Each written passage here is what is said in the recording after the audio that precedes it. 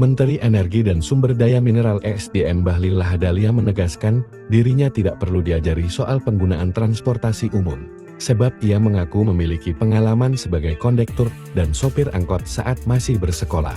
Tolong sampaikan kepada para pengamat. Saya, Bahlil, tidak perlu diajari naik angkutan umum. Saya pernah menjadi kondektur angkot selama 3 tahun di terminal.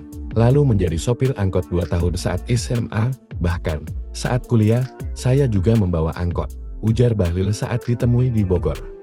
Minggu 2 Februari 2025, seperti dikutip dari Kompas.com, Ketua Umum Partai Golkar itu menyebut, dirinya tidak keberatan menggunakan transportasi umum dalam kesehariannya. Namun, menurutnya, kebiasaan tersebut tidak perlu menjadi konsumsi publik.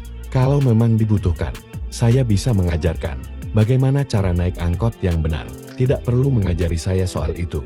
Karena memang saya sudah berpengalaman, katanya. Pernyataan Bahlil tersebut muncul sebagai respons terhadap desakan dari Masyarakat Transportasi Indonesia (MTI) yang meminta pembatasan pengawalan dan patroli patwal bagi pejabat, kecuali untuk presiden dan wakil presiden.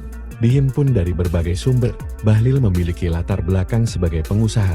Ia memiliki 10 perusahaan di berbagai bidang dengan induk PT Riva Capital Holding Tompang. Pria kelahiran 7 Agustus tahun 1976 tersebut juga pernah menjabat sebagai Ketua Umum Badan Pengurus Pusat Himpunan Pengusaha Muda Indonesia di PPHI-PMI periode tahun 2015 tahun 2019. Bahlil tumbuh besar di tanah Papua.